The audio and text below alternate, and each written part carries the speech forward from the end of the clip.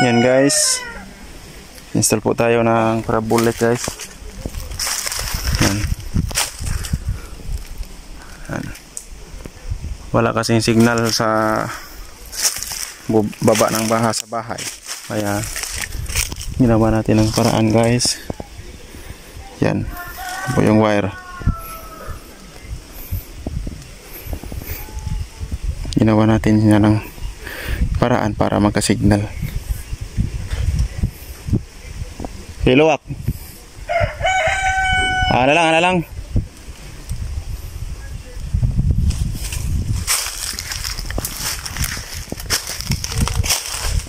Ito yung guys. Ano? Bundok.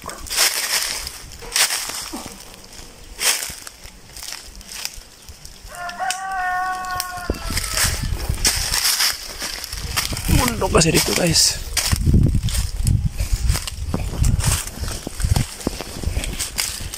Taas natin ito guys. Ganun kahirap yung sitwasyon natin dito. Yan. So, yan.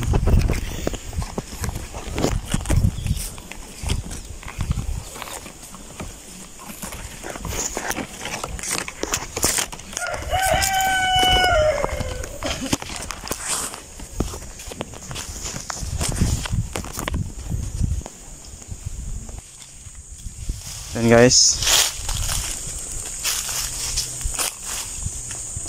latak po tayo ng private. Yan po. Diri ra, igawas na. Oh, iluwak.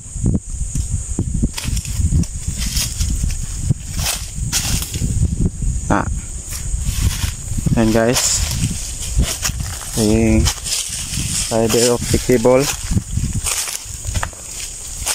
Yan, papakita ko po sa inyo mamaya guys kung paano natin ginagawa ito guys, na isang connection lang, kuryente at saka internet, pinadaan natin sa isang wire. Yan, dito lang guys, pinadaan natin dito sa isang wire yung kuryente at saka internet. Ito yung technique guys para makatipid. Matagal ko na itong ginagawa.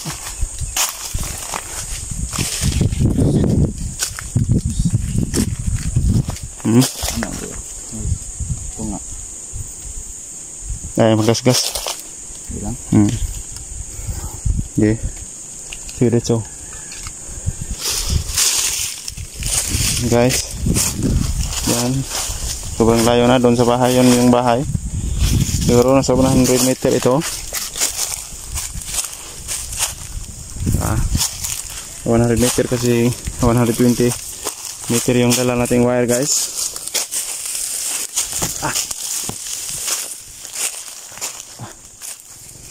Dito natin i-install yung parabolic guys.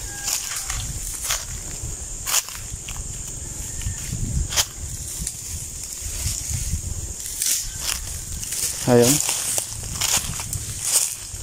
dito natin install yung parabolic. Hanap lang tayo ng pwesto. Yan po.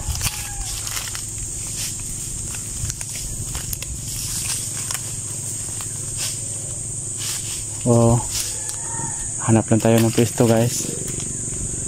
Install lang natin ang ating parabolic. Yan.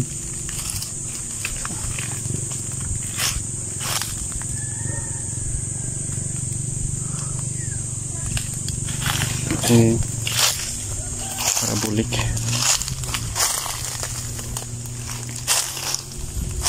Madami kasing puno guys.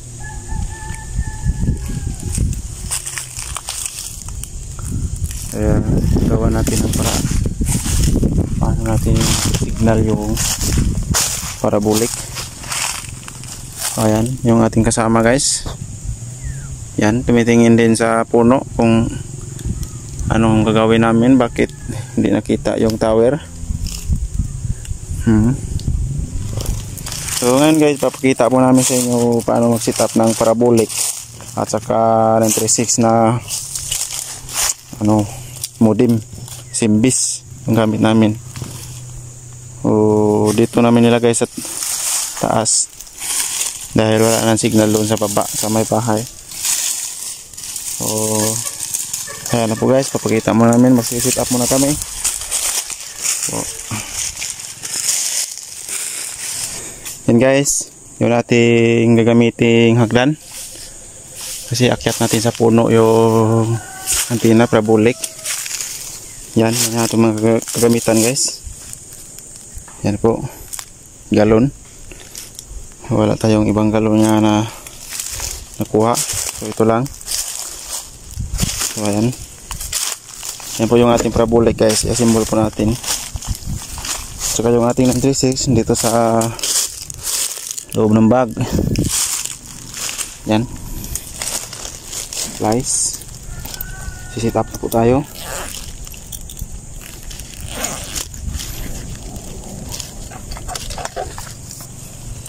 Yan guys, yung ating parabolic, yung ating 936. Ayan po.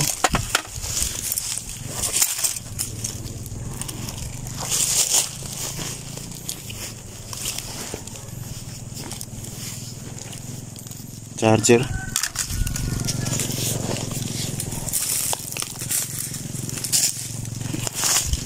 Ayan.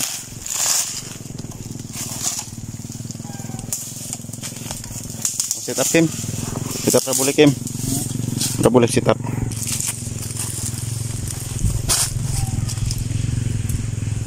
Ayan, set up na po. Simbolo po natin yung ating parabolic antenna. Yan pong cable nya, 20 meter po bawat isa.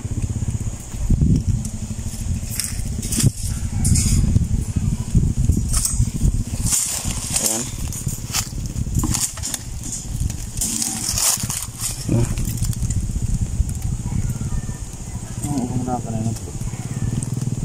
Satu na walong nakabok.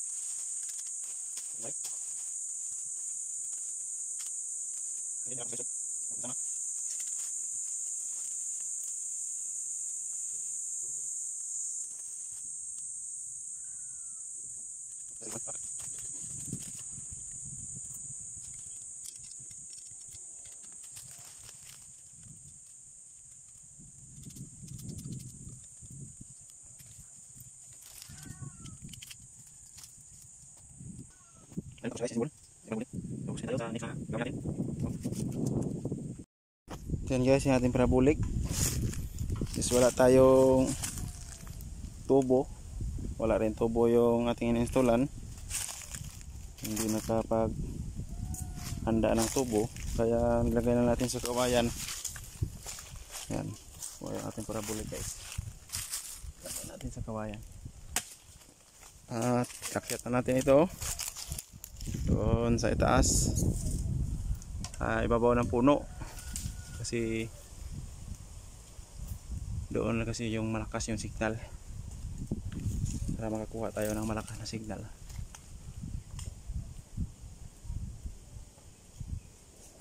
Ayan, ating kasama parang unggoy. Yan. Ito natin dito. Yan.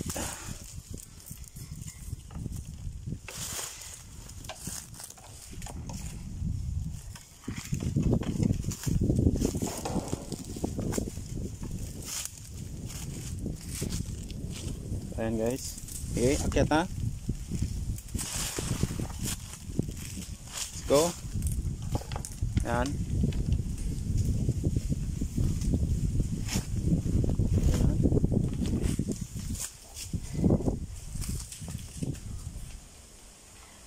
Ayaw mga yan.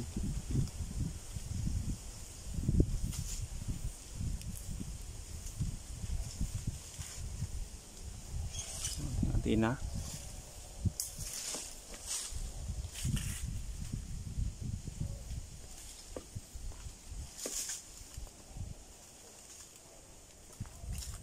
Yan, doon sa taas.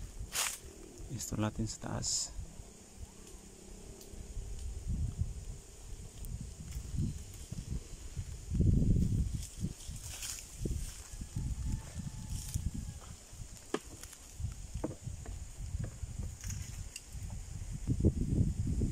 Yan guys, update ko kayo maya guys.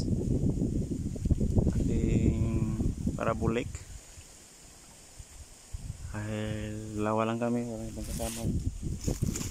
Walang tagahapon camera. Update lang ko kayo mamaya. Ayan po guys. Ayan guys. Yan yung ating wire. Yan. Yan yung ating wire. Yung fiber wire natin guys. Ayan. Yung fiber wire natin. Ayan, may 3 steel po ito. May dalawang wire po ito guys na maliit. Dito. Ito yung gagamitin natin nga na pang extension guys. Sa ating power supply. Dito natin siya idaan yung kuryente, at saka dito naman yung fiber na salpak natin dito guys, salpak natin dito. Yan. So yan yung technique natin guys, kung paano makatipid ng wire kung sa ganitong setup is i-setup natin sa taas at saka nasa ibaba naman yung bahay. So para makapagbigay tayo ng kuryente, dito natin idaan sa wire na ito guys. Pwede po ito dahil maliit lang man yung amperahe ng ating mga device. Ayan. So siguro guys nasa mga 300 meter. Nasa 300 meter is kaya pa niyang kakayanin pa sa kuryente yung power supply. Pero paglagpas na guys, pawala-wala na, lost connection na yung lost connection na yung kuryente. Parang hindi na siya masyadong malakas yung kuryente pag malayo. Pero dito sa ating sinisit up ngayon guys, nasa 100 meter lang o 120 meter yung ating sinit up, kaya ginamitan ko ng ganito sit up para naman makatipid yung ating client na nagpapa-install guys. So ayan, i-update ko kayo guys sa pag i-install natin, dahil wala akong tagahawak ng camera, walang taga-camera, so ako lang nagka-camera guys. Kaya pinuputol-putol ko lang yung video. Yun yung importanteng bagay ko lang yung kinukuha ko guys at binibidyohan ko. So maraming salamat po guys. Abangan lang po ninyo yung ating channel guys. Marami pa tayong i-upload na video doon sa ating actual na mga setup. So itong channel ko guys is actual lang mga setup po ito. Yung ginagawa ko talaga is ito yung sinishare ko, mga experience ko, o ano yung mga hindi dapat gawin sa Wifi, ano yung dapat gawin sa mga Wi-Fi, sa mga internet, ganun. So, ano yung mali doon, ano yung tama. Kaya nakikita ko doon dahil sa aking experience sa pag-install ko guys. So ito naman yung experience ko, yung ikakabuti po guys, ay sinishare ko po sa inyo guys. Ginawan ko ng video at ina-upload ko sa aking YouTube channel. Ayan po guys, update ko kayo mamaya sa ating setup. Ayan po guys, nilagyan ko lang ng tape.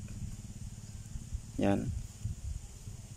Yan, nilagyan ko lang tape para hindi po dikit yung kuryente. Yan. So, lagyan na natin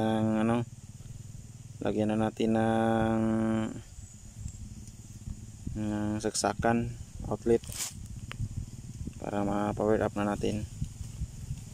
Yan po. Yan po yung ating setup. Guys. So, ayan po, ilagay namin sa galon. Ayan, against light. Against light po. Yan, doon sa yung ating antenna, parabolic. Ito pa yung ating modem na 936. Ayan guys. Ayan, setup natin, naka-media con. Ayan, against light po. Ayun, naka-media con guys. Ayan, gumusim yung gamit natin. So ayan, hindi ko na napakita yung kan dahil walang taga-video guys. Ayan po yung ating wire. So, yan. So, mula dito hanggang doon sa bahay guys ay 110 meters yung nagamit nating wire guys. Yan. Yan po yung bahay doon sa baba. Yan, puntahan natin guys.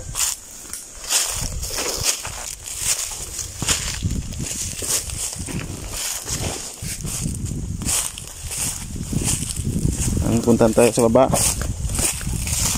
Kita ko sa inyo yung ating may process doon.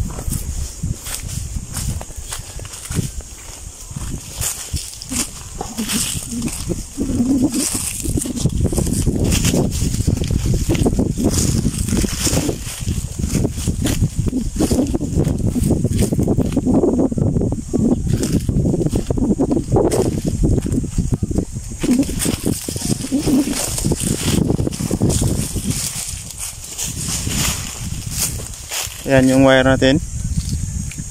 Yan, maliit. Yung crystal guys.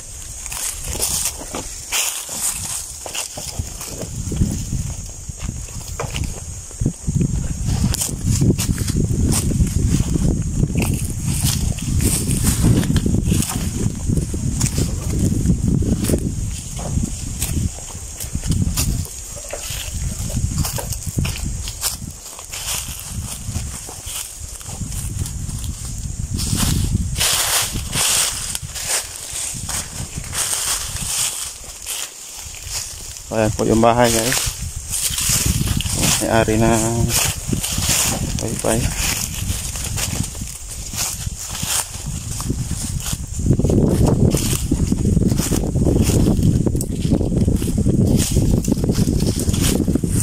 Ayan po yung ating wire.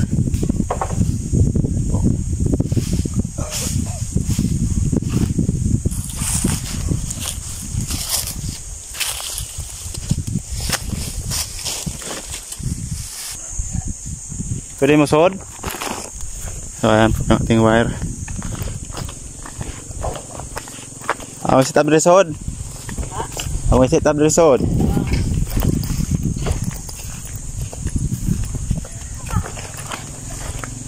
So ayan po guys yung ating wire.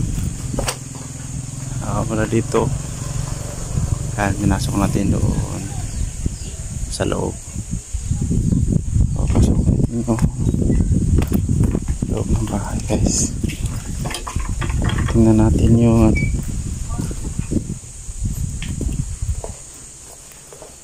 so ayan, dyan po natin dinadaan yung ating wire ilalim papunta dito yung kanilang smart TV guys.